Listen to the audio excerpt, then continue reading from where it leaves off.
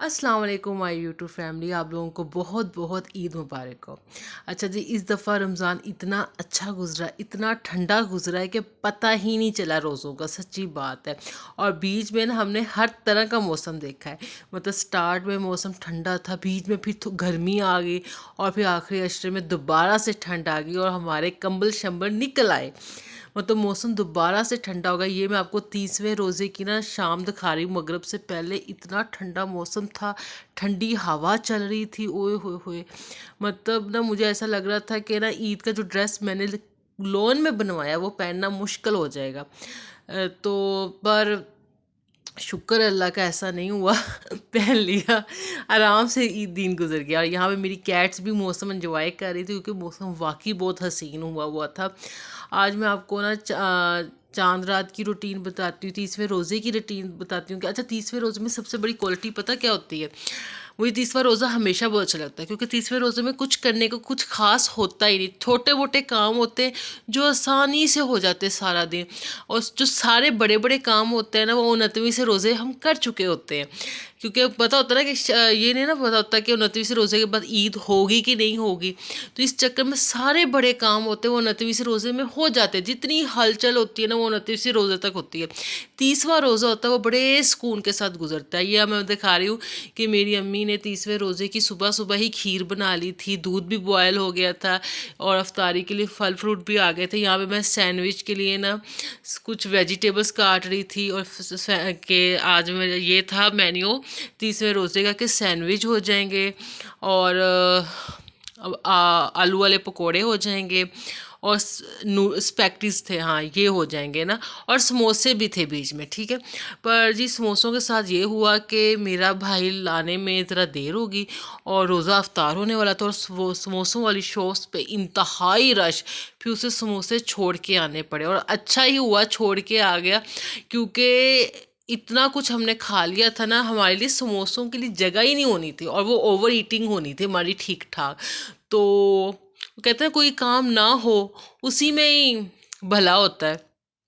तो ये देखेंगे मैंने अपने ना 30वें रोज़े में बड़े आराम सुकून से काम कर रही थी। मैंने आलू वाले पकोड़े बनाए, स्पैगटीज बनाई, आराम से सैंडविच बनाए, आराम से टेबल लगाए, कोई हलचल मतलब किसी चीज़ में तेज़ी थी ही नहीं क्योंकि सारे काम ना जो ईद के हवाले से हमने करने थे वो सारे कर चुके थे।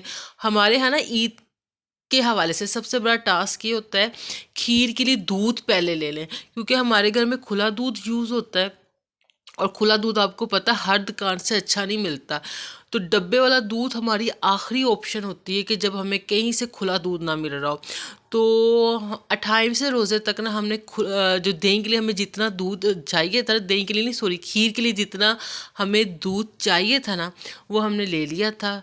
तो सुकून से हम बैठे हुए थे, हमारी खीर भी बन गई थी और फिर हमने डिवाइड कर लिया था आपस में काम के अम्मी खीर बनाएंगी, भाभी कौरमा बनाएगी और मैं ईद के दूसरे दिन चिकन पुलाव बनाऊंगी। जब काम हम आपस में डिवाइड कर लेते हैं ना फिर लोग थकते नहीं, घर की खवातीन थकती नहीं है। ये क्वालिटी होती है कि जिसको पता होता है मैंने अपना काम करना वो अपना काम कंप्लीट करता है और फिर बाकी सारा दिन चिल। तो यहाँ पे देखिए मेरे सैंडविच रेडी हो गए थे। ये 30वें रोज़े की अफ्तारी दिखा रही हूँ मैं आपको। और 30वें रोज़े तक शाम तक मौसम बहुत ठंडा हो गया था। मैंने कहा था पता नहीं अब ईद कितनी ठंडी गुजरेगी, पर ईद का दिन ना नॉर्मल अच्छा गुजरा है। अच्छा जी, यहाँ पे हमारे घर में किसी को ख़ास मेहंदी लगानी नहीं आती, वो टिक्की वाली ही लगानी आती है। तो इस दफ़ा आज तक ये 3-4 साल से ही आया हुआ है। इस दफ़ा हमने जी भी ये पोस्टर प्रिंट मंगवाए।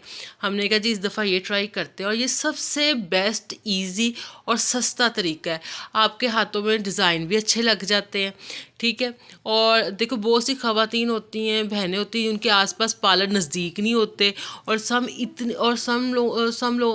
टाइम ना लोगों की चांद रात में रूटीन इतनी सख्त होती है ना, इतनी बिजी रूटीन होती है कि वो फ्री ही बहुत लेट होते हैं, तो पार्लर जाने वाला काम होता ही नहीं है। तो ये बेस्ट ऑप्शन है। यहाँ पे मेरी कैट्स भी देख रही थी, उनके लिए ये नया काम था कि ये क्या कर रही है मेहंदी के साथ ना। तो वो भी बड़े शौक से देख रही थी हमारे ना, ये हमारी जो हम मेहंदी शहंदी लगा रहे थे ना, बड़े शौक से देख रहे थे, क्योंकि उनकी भी पहली ईद थी। इन छोटे छोटे, ये हमारे घर के जो सबसे छोटे बिल्ले हैं ना, इनकी भी पहली ईद थी। ये देख रहे सबसे, ये देख पोस्टर लगा के फिर ऊपर मेहंदी लगा देनी। सिर्फ 10 मिनट के अंदर अंदर आपका कलर भी चढ़ जाता है, आपके हाथ में डिज़ाइन भी लग जाता है। ये जिसको मेहंदी नहीं भी लगानी आती तो वो भी ऐसे लगता है जैसे उसने कितनी कमाल की मेहंदी लगाई है।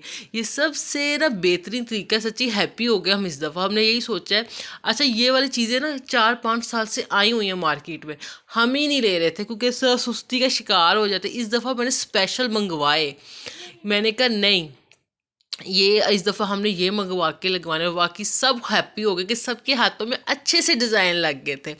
ये देखेंगे, और मैंने बाकायदा वीडियोस देखी कि इन्हें कैसे पेस्ट करना है, इन पर मेहंदी कैसे लगानी है। तो यहाँ पर जी हमने मेहंदी लगा ली थी, ये देखिए मेहंदी हमारी लग गई थी। और ऐसे हमारी चांद रात यही काम करते करते ना, यकीन करें हमारी सारी रात गुजर गई थी। अच्छा जी, अगला दिन ईद का था। मैंने अपने बेड पे नहीं बेडशीट बिछाई। अच्छा, ईद वाले दिन मैं कोई ख़ास रिकॉर्ड ही नहीं कर सकी, इतना बिजी टाइम था ना कि जल्दी जल्दी। हमारे घर में ये होता है, जो हमारे घर के मेल अफराद है ना, वो कहते हैं हम नमाज़ पढ़ के आए तो घर की सारी ख़वातीन रेडी शेडी होनी चाहिए। इस चक्कर में ना कोई ख़ास ब्लॉग बन ही नहीं सका ना मेरा।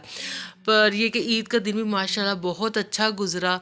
ये देखें, यहाँ पे ईदी मिल रही थी मुझे ये देखिए मेरी कश्मीरी चूड़ियाँ, ये मैच हो गई था मंगल बाज़ार का। अगर आपने मेरा देखा ना ब्लॉग, वहाँ से मुझे मिली थी और मुझे उम्मीद भी नहीं थी कि मुझे वहाँ से मिल जाएगी। आप लोग बताइएगा मेरा ब्लॉग कैसा है, इसे लाइक भी कर लीजिएगा, चैनल को सब्सक्राइब भी कर लीजिएगा। और ईद कैंड चाय के साथ, जी चाय तो मस्ट है ना हमारी।